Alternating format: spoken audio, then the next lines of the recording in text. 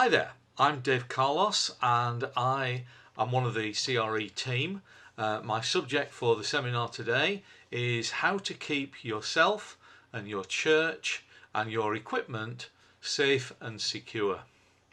There'll be a whole pile of slides which I'll show to you as we go through, but the aim is that you are as secure as you can be whilst using this equipment. This is a nasty world out there, and there's plenty of people trying to do you harm in some form or other. The most important thing that you can do when you're thinking about keeping yourself secure and your cybersecurity is actually to prepare, to actually think about what could happen to you, and then make arrangements to minimize the risk and to make sure that you're as safe as you possibly can be. And unfortunately, the greatest weakness in your security is you yourself. There's various ways in which you can leave yourself open to attack, and leave your church open to attack if you're looking after equipment for the church. So it's important that you remember that you are the weak link. It's true for all of us.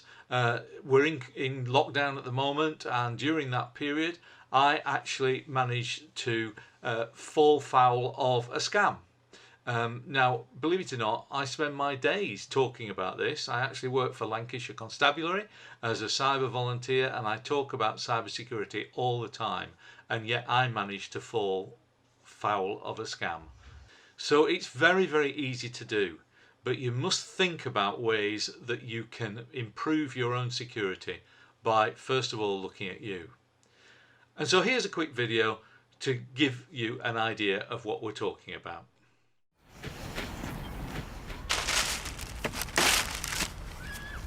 Hi, Mrs. Walker? Yes? Hi, Mrs. Walker. I'm from your bank. It seems there's been some unusual activity in your account. Really? Don't you worry about it, Mrs. Walker. We'll soon sort that out for you. Before we continue, I just want to go through some security questions with you. Oh, yes, of course. Okay, can you please tell me your password? Normally you only ask for 2 digits. But due to the nature of the circumstances, I'm afraid we're going to have to go with a slightly higher security clearance. Oh, yes, of course, sorry. 723-327. What I'm going to do is I'm just going to put you on hold for a little moment, and we'll get this all sorted out for you. Is that okay? Oh, yes, it's fine.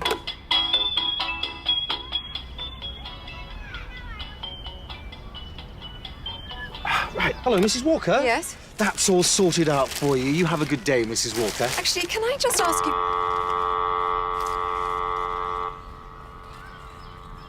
You wouldn't give your information to a stranger.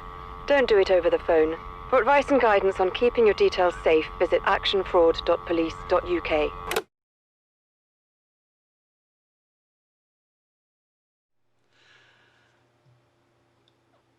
You see, when people are trying to get information out of you to compromise your security, we tend to call that social engineering. Somebody is trying to engineer you to give them the information they want.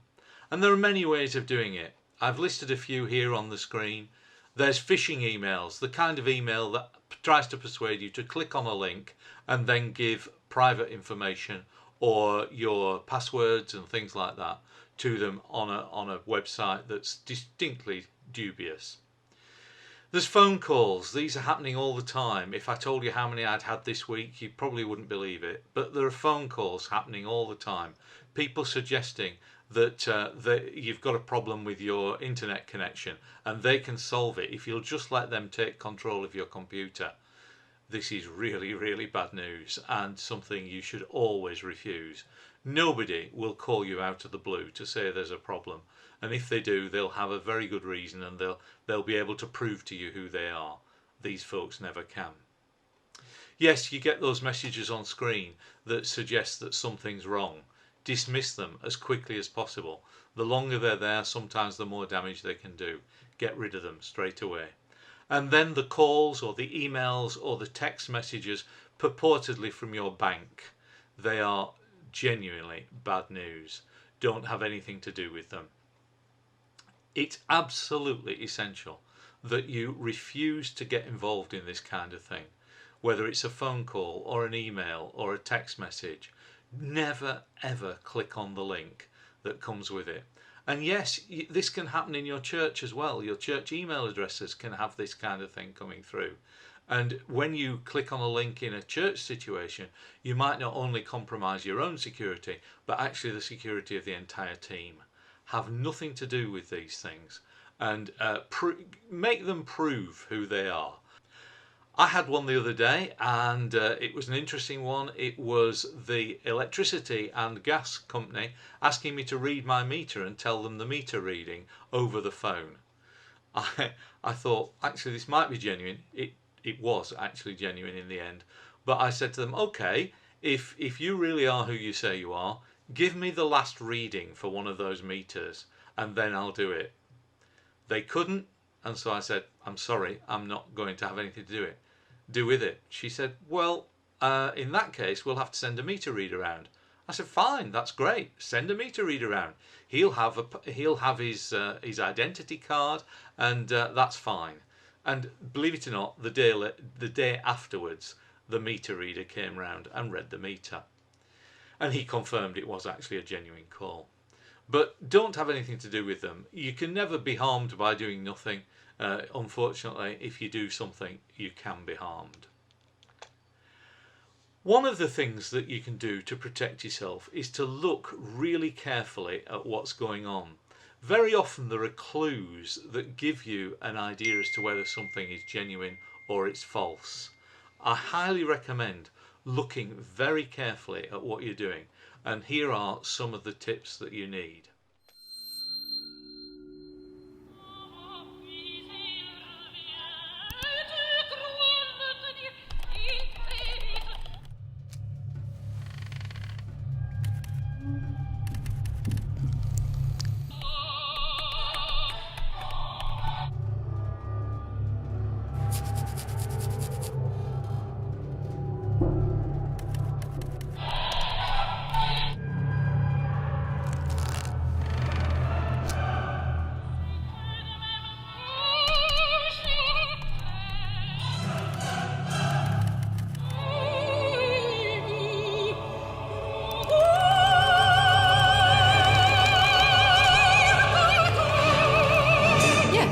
I'd like a loan, please.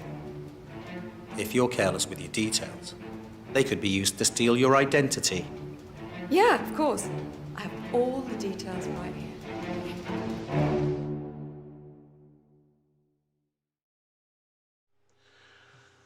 I don't know whether you were quick-eyed enough to see what went wrong there, but the clue was on that shopping page where the lady was entering her details. It was actually that she had an insecure browser. The browser was not browsing in a secure way. She'd gone onto a website which was the opposite of secure. It was an insecure one. And here's what you need to look for. This particular website says HTTP, not HTTPS, and that's the key. It's the S that holds the secret, because the S stands for secure. And so if you're going onto a site that just is http://, you need to be thinking to yourself, this is not secure. This could be from anywhere. This could be any site. And I don't want to put any private details, banking details, credit card details onto this site. And again, this applies equally to churches. It applies to groups and organisations. Be very careful where you're entering details. This is what you were looking for, and on this particular browser, this is where you look for it. It's right up there on the address bar, and here's a closer view of it.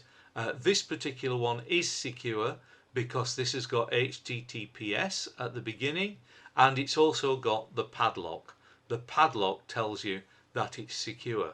Whereas this page, which just happens to be my family home page, is not secure. It doesn't need to be. It's not asking for anybody's details. But nevertheless, it just proves the point. There's no padlock, so it's not a secure site. Avoid those if you're entering any private details. They're fine to just look at and browse, but don't enter any details into them. Actually, some browsers nowadays provide a warning, and if Mrs. Richards had been very careful, she would have seen that warning pop up on her browser. If you get a warning like that, take note of it and decide whether you really do want to proceed or not.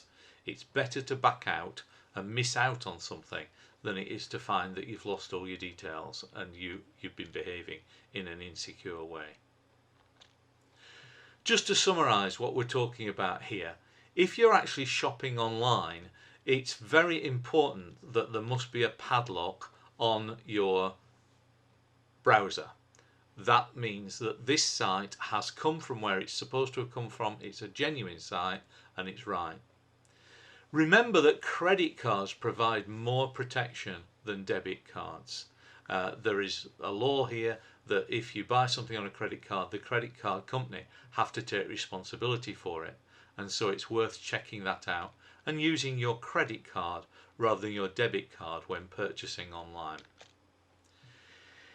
If you're buying from an unfamiliar trader, somebody that you don't know, it's worth checking to see if they've provided you with a street address and a way to get in touch with them. Many sites nowadays don't do that, and in particular, please be very careful of purchasing from Facebook.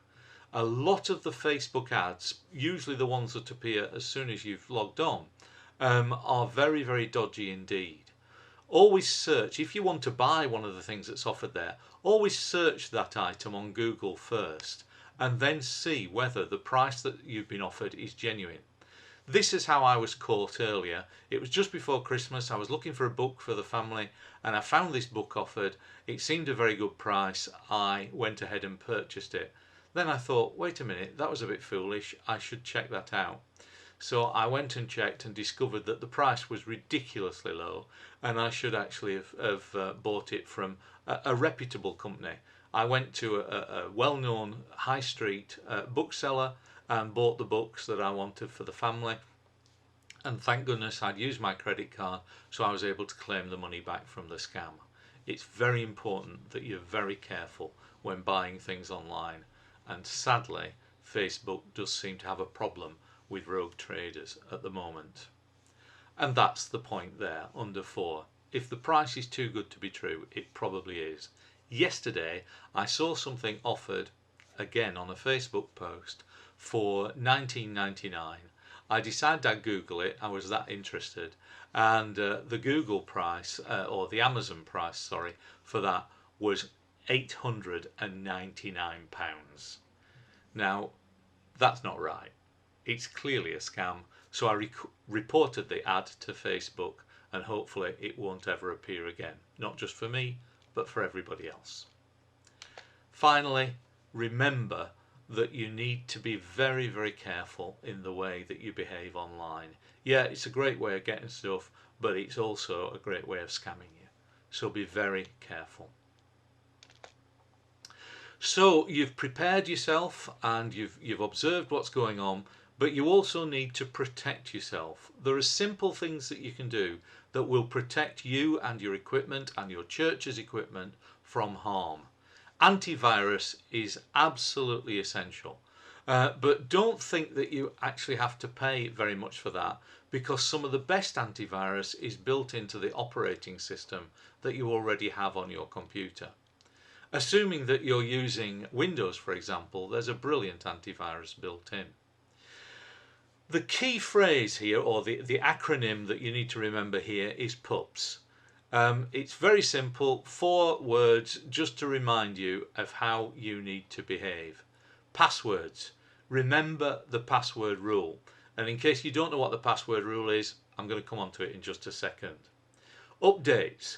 Keep your devices updated, because actually many of those updates are to do with your security. I work a lot with computers. I think at the moment there's about 25 in the house, and each one of them needs to be updated.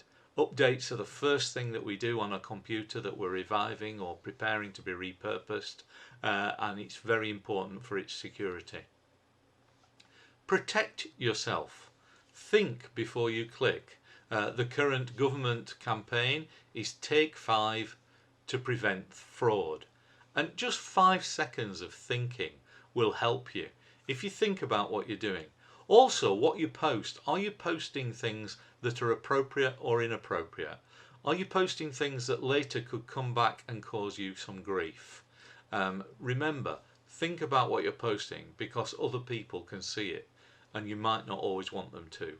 And remember the bit that we just said earlier about secure sites. HTTPS means it's a secure site. Finally, in PUPs, we've got passwords, updates, protection, and finally security. Check your security. Make sure your antivirus is set to the maximum level.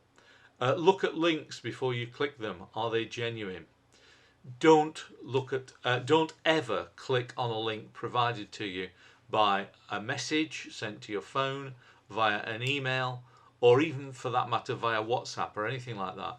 If links are sent to you that way, don't use them. They could be fraudulent. Instead, if you want to go and talk to the bank or whoever it is who sent you that link, go and find an address that you know to be genuine.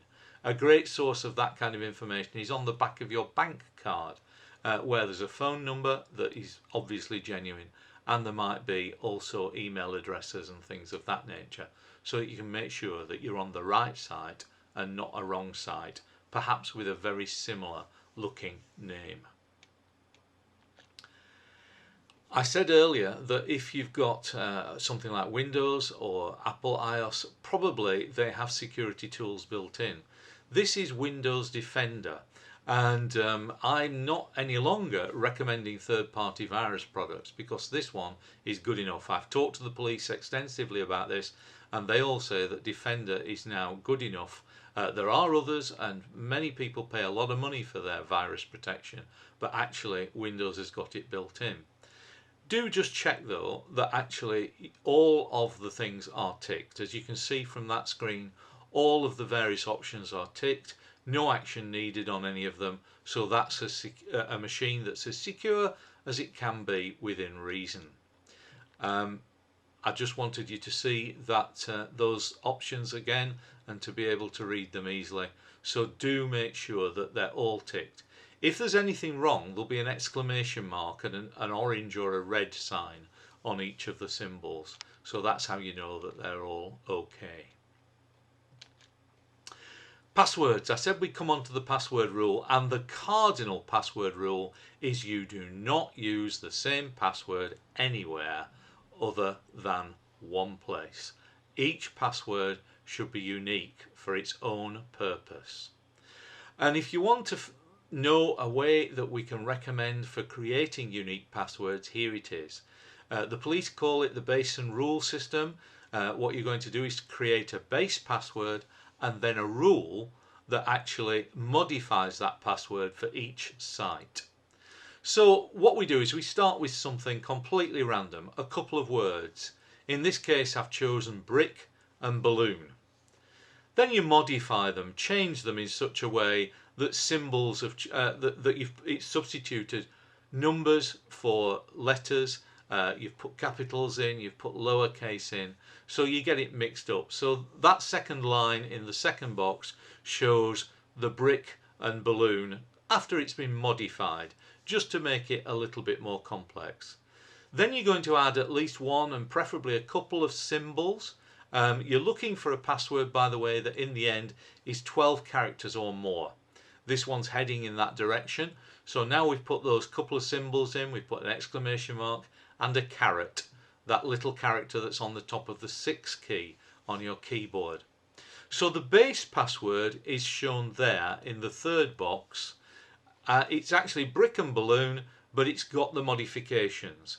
And that's a great way to start. But the key to this system is that you never ever use your base password anywhere. The base password is just your starting point for all your other passwords, because once we've got the base, we then work on the rule. So in this case, we're going to add a site-specific suffix or extra letters to the base password to make it unique for the site that you're visiting. The example shown here is the BT site, or the idea is that that's BT, and so you choose B and T. There's nothing wrong with choosing the obvious ones, because the rest of the password's very hard to crack. These extra letters are not going to cause you any grief. In fact, they're going to increase your security by about 35 times 35. I'll let you work out the maths, so that's a huge amount. So you're adding two more characters in this case the capital B at the beginning and the capital T at the end. They don't have to be there, they can be anywhere in the entire password as long as they follow a rule. You choose the rule. Are they going to be uppercase or lowercase? Are they going to be at the beginning or at the end? Are they going to be spread into the password? Where are you going to put them? But wherever you decide, that becomes your rule. So for example, if I was then going onto a Facebook site, I might decide that FB is the obvious one for Facebook. And so I'd put the capital F at the beginning of the brick and balloon, and then I'd put the B at the end, in a capital, at the end of the brick and balloon. So you've got unique passwords for each site as you are going onto them. This is one of the only ways I know to actually create unique passwords and remember them for every site. And I can tell you this definitely works. A good friend of mine from a church in Cardiff came to bring me a computer that needed to be updated and dealt with. And as part of that, I was putting a new hard drive in, and so she wanted all of the logins to be put back onto this machine. And I said to her, well, you'll need to remember all your passwords. She said, that's not a problem. I'm using the base and rule system. And as I went through putting the information that she needed on there, she was able to provide every single password. She never referred to a book. It was all in her head because she'd learnt her base and she'd learnt her rule. Every single, and I think there were about 20 passwords needed, every single one she could reproduce because of the base and rule system. This is not a good way to manage your passwords. Nor is this. I'm Washington Post tech columnist Jeff Fowler, and I've got some advice. Forget your passwords. Instead, use a password manager. It's an app on your computer and your phone that keeps all your passwords in one digital safe, so you can stop using less secure and less convenient techniques. You probably have some questions about how this works. Maybe getting a password manager was already on your radar, but sounded like a pain. First, there's a really good reason to take the plunge. Websites and apps get hacked all the time these days. Once the bad guys steal your password from one site, they try it everywhere else too. You might as well walk around wearing your password on your forehead. More important than a really long or really clever password is using different passwords everywhere. That's just really hard when you use hundreds of apps and websites. This is where a password manager app comes in, to make sure all those passwords are available and in sync across your laptop, your phone, your tablet, whatever and wherever you're using it. So which one should you use? My favorite is called Dashlane, but you're also fine using others including 1Password and LastPass. Most charge money, but none cost more than a grande frappuccino per month. Your security and sanity are worth at least this much. Okay, but will a password manager be a pain in the neck? It does change how you use passwords. You don't memorize them anymore, you get them out of an app. The password manager hangs out in your browser and learns a password after you type it in once, or it'll even suggest a new one for you. It will save you time by filling in your username and password for you the next time you need to log in. There will be times you have to pull up the password manager app to copy and paste in your login. Yes, sometimes it's a little annoying, but you'll get used to it. So is it safe to put all your password eggs in one basket? Well, they're secured there by a password. The one you've got that has to be really good and you really can't ever forget. Even the password manager company doesn't know your password, which is part of how they keep hackers from stealing your passwords from them. They're not perfect, but these password managers have a pretty good track record, and any of them are safer than reusing your passwords. I don't know how anyone can use the internet these days without one. Now excuse me, I've got a whole lot of sticky notes to clean up. I use a password manager, and I have to say I think it's wonderful. I have about 250 different passwords at the moment, and in order to manage them I use a system. In my case it's called 1Password, but there are other systems, KeePass, LastPass, and others are there that you can use. Some are free, some you pay for. Personally, I think you get what you pay for, so I pay for mine. This is actually a screen from my password manager, so you can see some of the sites that I have passwords for, and you can also see immediately some of them are nice and secure and others aren't as secure. The good news is that I don't use the TomTom one anymore, so I'm not that bothered about it. It's still there, but I can't be bothered. But this is how my password manager shows me how secure my passwords are. I don't know, I don't have a clue what any of those passwords are, because the password manager manages them for me, and it provides them to whatever device I'm on. If it's my tablet, the password manager will provide them there. If it's my phone, it will provide them there. And in case you're wondering, are these secure? Yes, they are. There's a good technical reason as to why they're secure. It involves the fact that the password that you use to get into them is not known by the company, and they store it nowhere. You're the only person who knows it, and because all your data is encrypted all the way there and all the way back, it means that there's no way to intercept any of this data. And so a password manager is very, very well worth considering. They aren't even that expensive when you consider how dangerous it can be to have your information out in the public domain. So to summarise on passwords, size really does matter. A longer password is much more secure than a shorter one. This is a police graphic and they're saying 8 is the minimum. I think they've changed that advice more recently and now they're saying 12.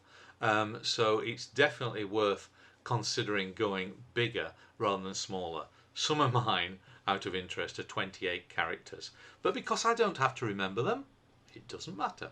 It makes them a lot more secure. Don't stick to the alphabet, mix it up, use other characters from the keyboard. Some are allowed in passwords, others aren't, but you'll soon get the hang of that. Make the password stronger. Don't use the same password for anything. If there was anything I want you to take away from this today, it's you mustn't use the same password for anything. The reason for that is that if somebody gets that password, they've got every password. Whereas with a base and rule system, even if they got your base password, they wouldn't know what your rule was. And if they got your rule, they wouldn't necessarily know what your base password was. So it's definitely worth that. I'm not so sure about this final piece of advice. The latest research suggests that changing your passwords often is actually, it's great practice in terms of security, but if you're not using a password manager, it's very difficult to remember. I have a friend who forgets his passwords all the time and keeps coming to me for help in resetting them.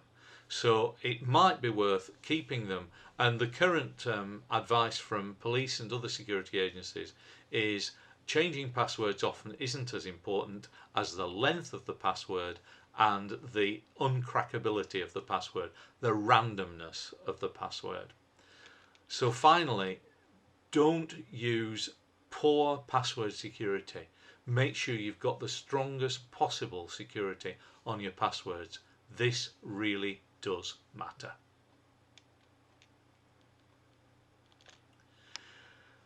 So our next P in our list is preserve your stuff. Yes, we're talking about backup. If I could tell you how many people come to me with a computer and say, please can you do something with this? It's gone wrong and I haven't got a backup. And I'm saying to them, well, you realise that the chances of me being able to do everything you want is fairly remote. Because without a backup, your data is subject to whatever I can do. If the hard drive has broken, then nothing's going to come back. So a backup is essential. In case you're interested, I'm paranoid about backups. I do 3 every day on my systems because I don't want to lose any of that data and I want to get back to where I was as quickly as possible. Backup really matters. In case you're wondering how to do it, again, I'm using Windows as an example, but Apple has the same kind of facilities. Windows 10 currently has two different ways to do backups. One is file history. This is brilliant if you are changing your files on a regular basis. And what this can do that a normal backup can't do is if you need to go back a stage because you've made a mistake somewhere through a document or something of that nature, perhaps even an image, you can actually go back one step because file history saves every 5 minutes or so if you set it that way. And so you can have 5-minute increments of the files that you're working on. So file history is very good, but in order for file history to work, you have to have an external hard drive or an external SSD attached to your computer at all times. Otherwise, file history will not work. Windows has a second system. It's called System Backup, and that keeps a copy of the entire system as it is when you back it up. I do both because I'm interested in having both kinds of security. It's worth having system backups as well as purely file history because you don't want to have to recreate your entire system. If a hard drive goes down and your system was on it, everything will be lost. So it's worth having a backup of the system. This is what backup looks like in settings on Windows. You can turn your file history on. This happens to be my computer, and you can see it's turned on because I have an external hard drive permanently attached. And then what it calls the older backup, the Windows 7 backup, is the way that you do a system backup. Ignore the bit about Windows 7. I don't know why Windows are talking about it like that. It's still a perfectly good system and very well worth using, even in Windows 10. This is what the setup looks like. If you go onto that page, you can set it up to restore your files, set a backup to a schedule, or you can set it up to restore from another backup that's on a different drive. So it's got that facility built in. No need to pay for externals. The system inside Windows is perfectly good, and the same applies to Apple. Final P is purge your equipment. Actually make sure that there's nothing left lurking on it that is going to cause you any grief. One of the best tools for this is called Malwarebytes. It's from a company called the same, and their anti-malware software is brilliant. And some of you are going to be saying, but if I've got perfect virus protection, why would I need malware? Well, malware protection as well. The answer is that they are slightly different and they do slightly different jobs. One of the issues with installer programs is that they can install other things beside what you thought you were installing. Some companies are very, very naughty for doing this, and they do it all the time. Malwarebytes will search out those extra programs that perhaps you didn't want to install, and it will get rid of them as well. The scanner is good at doing this. It actually is very good in the free edition. You don't need to buy the paid edition. If you want to, that's great. It means that the software will continue. But if you want to use the free edition, that's fine. It's well worth installing. The other utility that I'm going to recommend to you is Unchecky, because Unchecky stops those extra programs getting on there straight away. So just a bit more about Malwarebytes. This is what the scanner looks like. There's the URL that you need to go to in order to get this. It's a great scanner. You can see I don't use the premium version, I use the ordinary version, and just by clicking that blue button it will go and check my machine. I do it every week because I want to be sure there's nothing lurking there that I don't know about. That's the page that you go to, and just download the free one. If you want to pay for the other, then feel free to do so, but as I say, the free one is perfectly adequate. Unchecky looks like this. That's the link that you need to go to if you want to put Unchecky on. It's a very, very small utility. It takes up no processor cycles at all unless it's got something to do.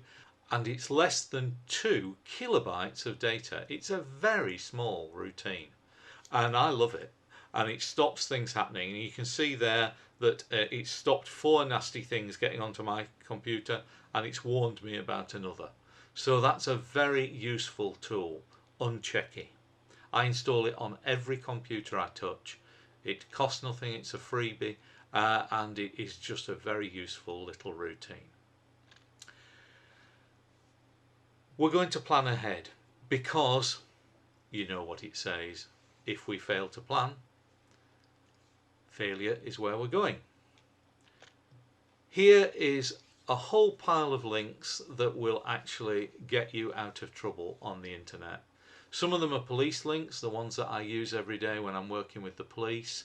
Others are magazines and various pieces of information. But there are ways to get you out. If you need to go back to this presentation, I'm going to be giving you a URL, which means you can download this presentation, and possibly we'll also put up this list of links so you'll be able to go straight to that. So don't think you're going to take it down from screen. They will be available after this seminar. That's where you can find them. We've put them in the CRE Cyber on tinyurl.com, and we've put the full presentation there, so you're actually welcome to use it for others in your church or in your workplace, or even for that matter other members of your family. It's very important that those of us who know something about cybersecurity choose to spread the word, because there are people out there who haven't a clue. I hope you've enjoyed this session, but just one final thought. How long have you had your computer? Because the environmental cost of your computer is immense. I didn't recognise just how expensive they were in environmental terms. £530 of fossil fuels to make it.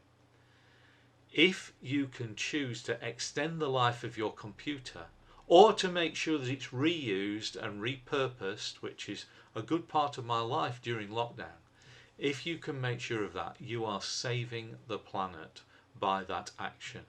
If you can keep your computer 2 extra years, it's incredible what a difference that can make. Thanks for listening. I hope you found it helpful, and you will check out the other CRE online seminars. They're really good stuff, and I highly recommend them. Thank you. Bye-bye.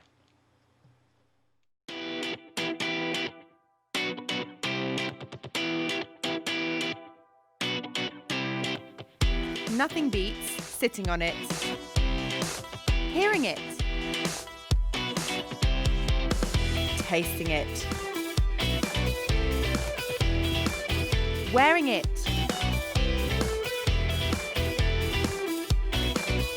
handling it, trying it, comparing it. The copier produces 1,000 copies for £4. The Riso digital printer produces 1,000 copies for £1.20 at 140 pages per minute. Discussing it. Interesting thing about this centre is it's a very difficult breed on a very small site. Buying it. Recommending it. I definitely recommend it. It's always good to have resources, and yeah, this is very resourceful, so it's a great place to be. Nothing beats being here. Buy your tickets online now. creonline.co.uk/tickets.